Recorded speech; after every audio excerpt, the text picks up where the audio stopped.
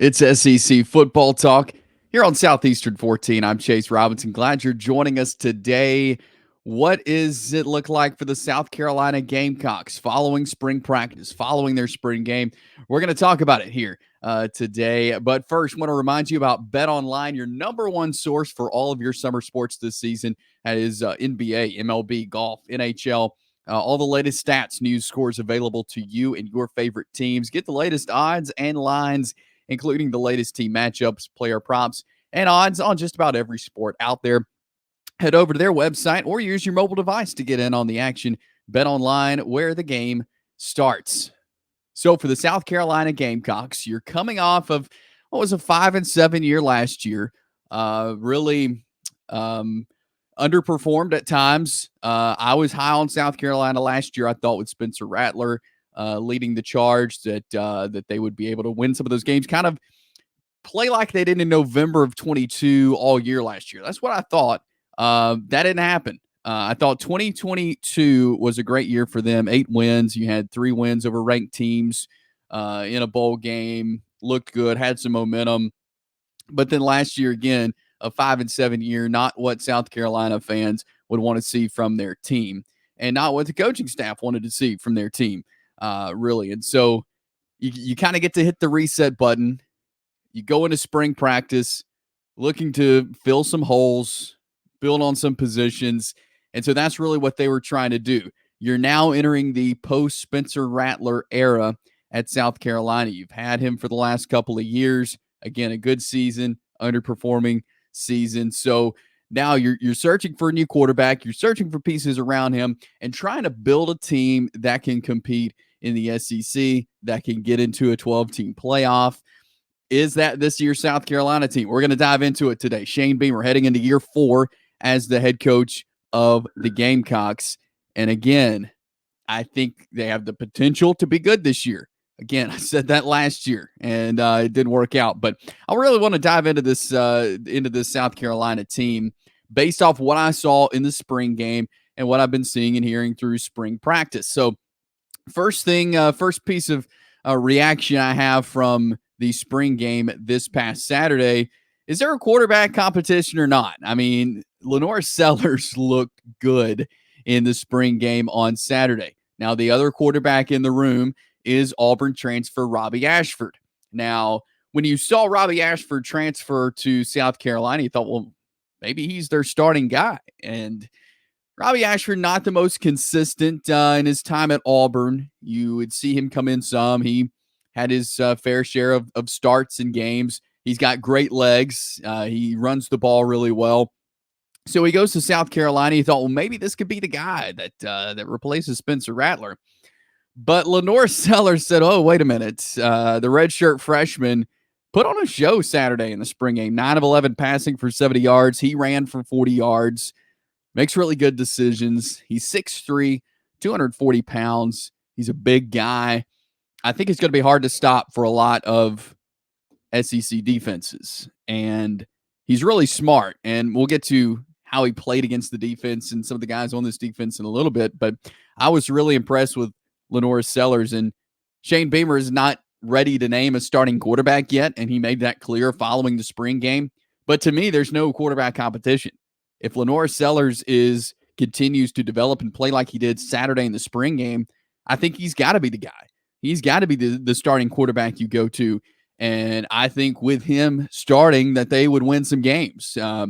There's no doubt. So if there is a competition, I don't think it's going to be very long, especially the way both quarterbacks played. If you compare them in the spring game, which I know it's hard to take a lot from a spring game. A lot of guys were out, but based off their performance, the way they made decisions, the way they threw the ball, the way they played in the game, you got to take LaNorris Sellers over Robbie Ashford at this point. Now, maybe Ashford makes leaps and bounds as he continues this summer and into fall camp, but I was just so impressed with what I saw from LaNorris Sellers there in the spring game on Saturday. So that's one thing I learned about the quarterback competition. Is there one or not? LaNorris Sellers has got to be your guy. Also, some reaction from the spring game Saturday. The wide receiver room needs help. There is no doubt about that. 7 scholarship wide receivers from last year's roster gone. That's a lot to replace. They need to add some weapons, and that's what they're looking to do. And Coach Beamer has been open about that this spring portal window. They're going to look to bring in some guys out of the transfer portal that can help that wide receiver room, that can make some catches, because you have a guy, LaNorris Sellers, who can or LaNorris Sellers, who can throw the ball. He just needs some targets to throw to. I think Nick Harbor will be one of those guys that will be a big target for South Carolina. He didn't play in the spring game with some other obligations, so we didn't see him out there, but we know what he's capable of. We know the kind of pass catcher he can be, and so I think he's going to be the leader in the wide receiver room this year. No receiver caught a ball and went more than 17 yards in the spring game on Saturday. I think a couple of names to watch, though. Tyshawn Russell, one of those. He's a redshirt freshman. He made some plays and looks like he could be one of those major targets that you see this year for South Carolina. And then freshman Mazio Bennett, he had some good moments in the spring game as well. So, again, a couple of young guys, but that doesn't matter. They're going to have some young guys have to step up for the South Carolina team this year. But I think wide receivers definitely a hole they're looking to fill out of the transfer portal this year, because, again, they have got to have some help. If they don't get some guys who are proven, who they know can make plays, I mean, you may see a season like last year, because, yes, when you have a great quarterback, you still have to have guys around him who can make plays. And we'll definitely need to see the wide receiver room grow there for the South Carolina Gamecocks. The third thing I learned in the South Carolina spring game is the defense has got some talent, and I was really impressed with the Gamecock defense. They've got talent, but we all know you need to be able to execute and not just have talent. But I think this is a group that can. I was really impressed with Dylan Stewart, 5-star freshman. A lot of talk about him coming into this year and what he's bringing, and he definitely lived up to the hype. And you could see LaNorris Sellers running away from Dylan Stewart's area. He would, at the beginning of the spring game, he was going to his area, and Stewart was playing phenomenal. And so Sellers, being the smart quarterback that he is, started going in the opposite direction of Dylan Stewart. That's just a player he is. He was really impressive. He's going to be a guy to watch this year on the Gamecock defense. Also, Georgia Tech transfer, Kyle Kennard, also very impressive. I think he's going to be a big part. Bam Martin Scott. And then also a guy who has been on the roster for the last couple of years, and that is Brian Thomas Jr., edge rusher for the South Carolina Gamecocks. He led the spring game on defense with 7 tackles, also 2.5 sacks. But you look back to his previous 2 seasons at South Carolina, he just had 30 tackles and 1 sack in 2 years. He gave Robbie Ashford fits on Saturday. He was on the defense opposite of Robbie Ashford's offense.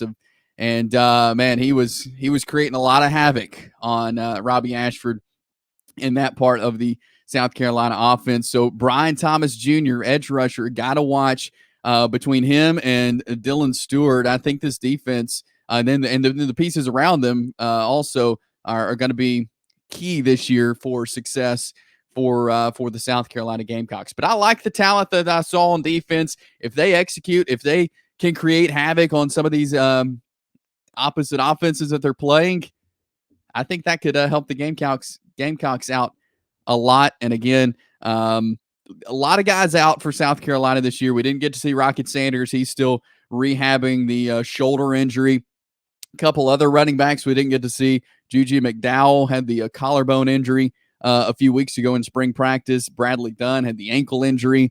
And so they were out. So it was really impossible to see what kind of run game that South Carolina will have this year. And, you know, some of this is by design. Coaches don't want to put everything out there in these spring games, but it's hard to tell what the running back room will look like. But we know adding Rocket Sanders was definitely a plus if he plays the way he did pre-injury, which I think is very possible once he gets healed up and everything. So I think that'll be a great bonus for South Carolina to have a guy like Rocket Sanders.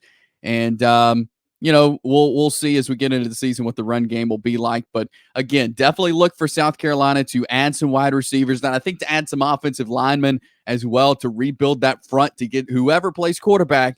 They want them to have a good offensive front. So they're looking to add some pieces to that O-line as well out of the portal. So that's what I learned from the South Carolina spring game this past weekend. It's a lot to look forward to, I think, for South Carolina fans heading into Shane Beamer's 4th year in 2024. Subscribe to the Southeastern 14 YouTube channel and keep up with all things SEC football. Follow us on Twitter at 14 Southeastern. I'm Chase Robinson covering SEC football for Southeastern 14.